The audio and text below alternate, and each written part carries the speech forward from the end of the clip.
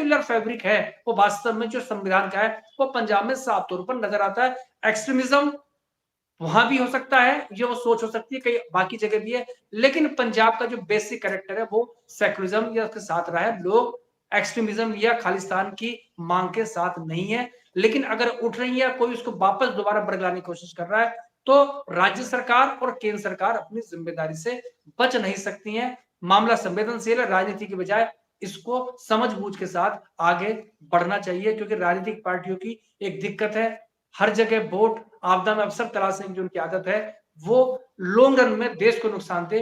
तो golden temple complex के अंदर जर्नैल सिंह भिंडरावाले का मेमोरियल है, वो एक फैक्ट है, आज खड़ा है वहां पर।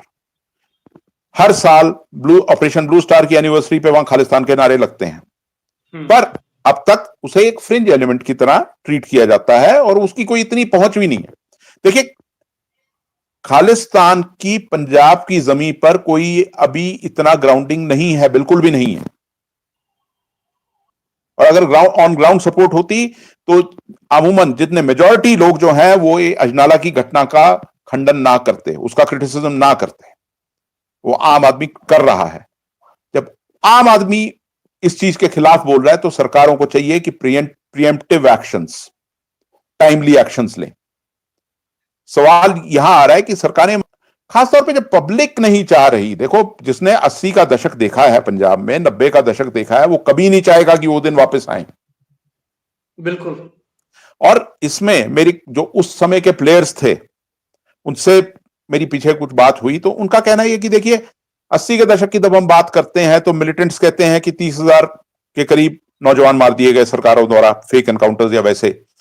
दूसरी तरफ सरकार कहती है कि 30,000 के करीब इनोसेंट लोग मारे गए मिलिटेंट्स द्वारा।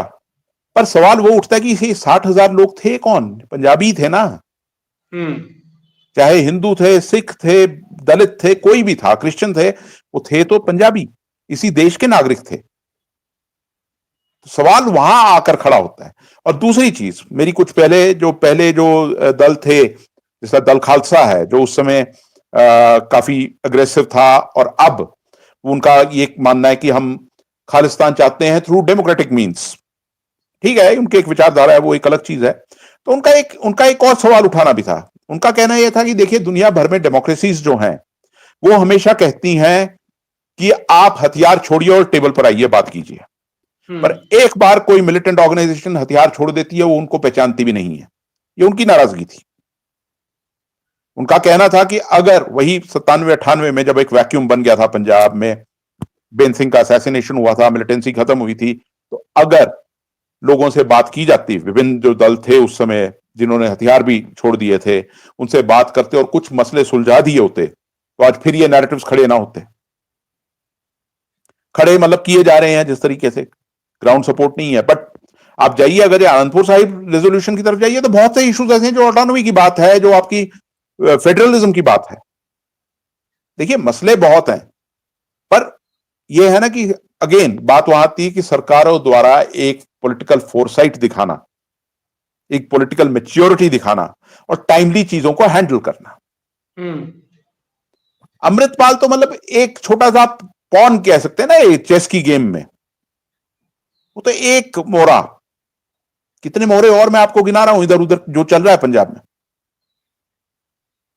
तो इस सब के बीच में देखिए, अब सरकार का कहना है कि बिल्कुल संयम की जरूरत है, बिल्कुल संयम की जरूरत है, अफवाहों पर ध्यान ना दे, बिल्कुल अफवाहों पर ध्यान ना दे, बल्कि मैं तो ये कह रहा हूं कि जो अफवाह फैला रहे हैं उन पर सख्त कार्रवाई होनी चाहिए, और उसमें काफी हद तक ये मीडिया वाले भी हैं। मतलब देखिए सेंसिटिव इशू है, लोग थोड़ा घबराए हुए हैं। आप रिपोर्ट करने के बजाय आप एक ऑब्जेक्टिव रिपोर्टिंग के बजाय आप ऐसे रिपोर्ट कर रहे हैं जिस तरह आप कोई जेम्स बॉन्ड का नावल लिख रहे हैं वहां पर। तो आपको भी बहुत एक मतलब संयम की जरूरत है। देखिए देश सर्वोपरि है, उसकी एकता, भाईचारा, शांति, इससे बढ़कर कोई कुछ नहीं चाहता। तो बेहतर यह है कि जो भी फोर्सेस यहां पर गेम्स खेल रही हैं वो ऐसा ना कर लोगों की तरफ ध्यान दें और लोगों की भलाई की तरफ देखें। बहुत छोटी सी टिप्पणी, क्या जिस तरह से ये अब चूंकि राष्ट्रीय स्तर पे नैरेटिव जो धर्म के, चाहे वो किसी भी धर्म के हो, धार्मिक जो मजहबी सियासत है, खालिस्तान चूंकि सिख से जुड़ी हुई है, वैसे ही एक हिंदू राष्ट्र की बात होती है। वैसे ही आप जानते हो कि नागालैंड में उधर की उनकी अपनी मांगे रही हैं। तो क्या जो इस तरह की मांगे हैं, खासतौर पर जो हिंदी बेल्ट का नैरेटिव है, इससे आपको लगता है कि ये मतलब फाइनली नुकसानदायक है देखिए देश की नैरेटिव, अखंडता के लिहाज से? देखिए हर जगह मसले उठेंगे, उनको टेबल पर बैठ के ही सॉल्व किया जा सकता है, पर टेबल पर बुलाओ, चीजों को सॉल्व, टाइमली एक्शन बहुत जरूरी होता है, टेबल पर बैठ के सॉल्व करना बहुत जरूरी होता है। आपको कुछ जेन्युइन इश्यूज भी होते हैं। देखिए कोई सेपरेटिस्ट, मतलब सेपरेटिज्म कोई सॉल्यूशन किसी चीज का नहीं है। उस तरह का वायलेंट अगर जो आप कोई मूवमेंट भी चलती है, वो भी किसी चीज का सॉल्यूशन नहीं है।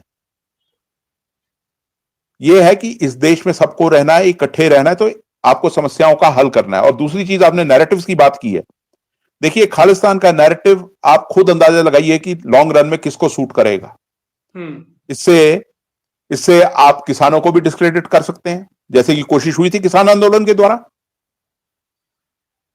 अगर जो किसान पीसफुली प्रोटेस्ट कर रहे थे तो आप उन्हें ब्रांड कर रहे थे खालिस्तानी, आप उन्हें ब्रांड कर रहे थे टेररिस्ट। कौन कर रहा था हम सब जानते हैं। आज उसी खालिस्तान का नाम लेके बाकी जगह पे वोटें कौन बटोरेगा, आप खुद से सवाल पूछिए। ये तमाम चीजें हैं जिसको बहुत बारीकी से समझने की जरूरत है।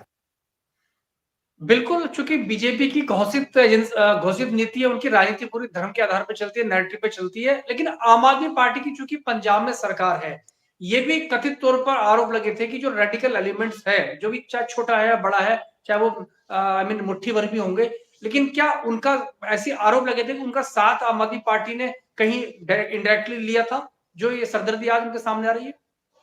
देखिए पिछले चुनाव से पहले एलिगेशंस लगे थे और उसका खामियाजा आम आदमी पार्टी को भुगतना पड़ा था, जो कांग्रेस की आप मेजोरिटी देखें।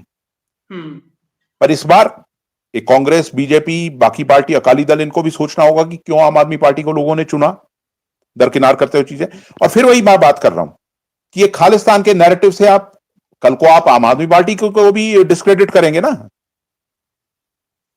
देखिए ये राजनीतिक खेल ना खेल कर, मेरा कुल मिलाकर यह कहना है कि इसको आप पॉलिटिकल अपॉर्चुनिज्म ना रखते हुए, पॉलिटिकल अपॉर्चुनिटी ना देखते हुए, सबको मिलकर इन समस्याओं का समाधान करने की जरूरत है।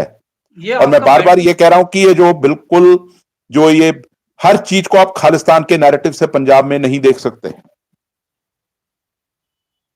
वो चीज समझना बहुत जरूरी है, जो कि पूरा हो रहा है इस समय। अब दिल्ली का कोई अखबार उठाएं, खालिस्तान खालिस्तान खालिस्तान, मतलब खालिस्तान एक सेपरेटिस्ट आइडियोलॉजी है, एग्जिस्ट कर रही है, पर आप उसको इतना प्रॉप अप कर देते हैं कि बाकी चीजें सब हटी बिल्कुल खत्म हो जाती है, जो उससे कहीं इंपॉर्टेंट या इक्वली इंपॉर्टेंट है। ये माहौल। पंजाब, जैसे कि मैंने शुरू में कहा था कि पंजाब बहुत सेंसिटिव, संवेदनशील राज्य है, क्योंकि पाकिस्तान का बॉर्डर है। जितना संवेदनशील है, उतनी संजीदगी के साथ बात, राजीव आपने पूरी हालात है, जो पूरा हालात हाजिर है उस पर आपने अपना तबसरा किया है। तो बिल्कुल इस बात से